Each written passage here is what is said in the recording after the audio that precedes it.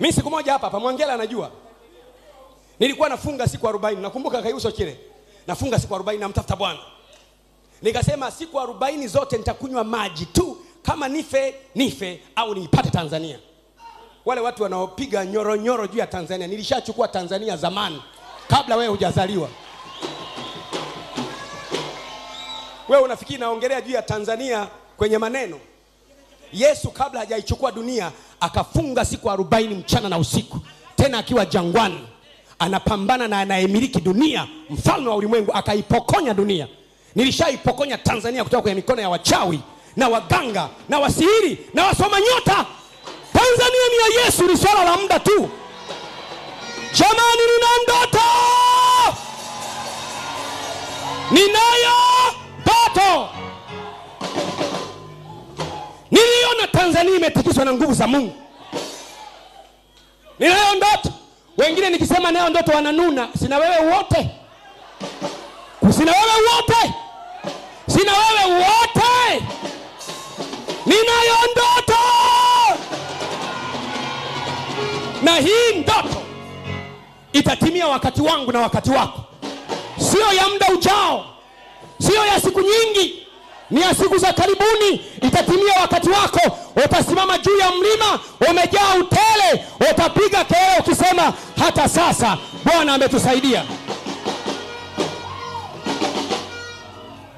Kuna mambo hayatakuwa yanapatikana mpaka useme nimeokoka.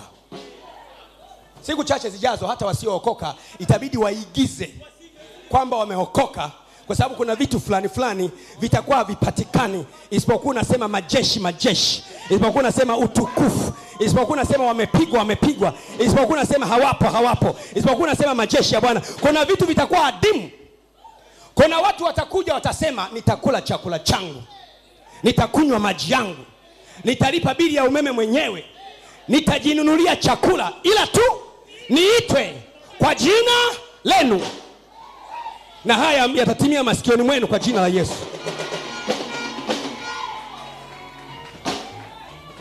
Sema amen.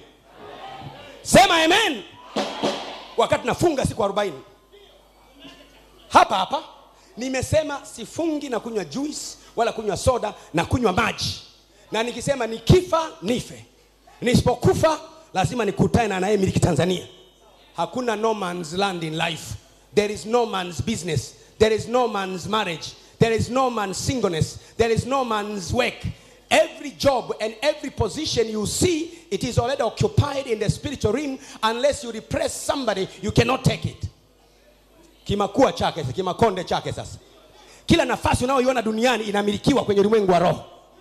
Kama ni kazi, kama ni biashara, kama ni ndoa, inamilikiwa. Kuna anayemiliki kwenye ulimwengu wa roho mpaka umpige umnyang'anye. Alafu wewe unataka uletewe mezani eti Bwana anasema pokea. Pigana. Wana wa Israeli wenyewe wameambiwa nchi wanayokwenda ni ya kutirika asali na maziwa, lakini njiani kuna Amaleki, njiani kuna Wanafiri, njiani kuna wana wa Amon. Walipigana. Pigana. Paulo anasema ingawa tunaenenda katika mwili, hatufanyi vita kwa jinsi ya mwili. Ina maana tunafanya vita. Paulo anasema kwa maana kushindana kwetu sisi. Paulo anashindana. Mwisho anakaribia kufa akasema vita nimevipiga, imani nimeilinda. Mwendo nimeumaliza. Alafu wewe unakoroma tu, neema ya Bwana yatosha. Mungu amesema mkiwa katika kutafakari nitajibu. Mungu amesema tafakarini vitandani vyenu. Unashangaa una miaka 70. Zile ahadi ulizopewa na Mungu ukiwa kijana ziko pale pale. Kwani watu ni wachafu kwa sababu sabuni hazipo? Ni kwa sababu watu hawezi kuchukua sabuni wakaiweka. Watu hawajaisha uchafu kwa sababu unafanya kazi kwenye kiwanda cha sabuni.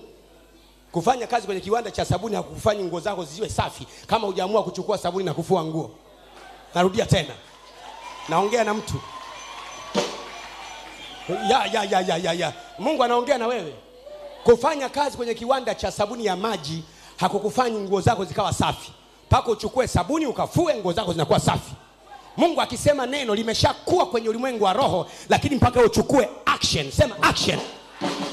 Na action nyingi zinakuwa kama kujihatarisha vile. Wala sio kujihatarisha. Unamjua Yesu? Wangapi wanamjua Yesu? alitumwa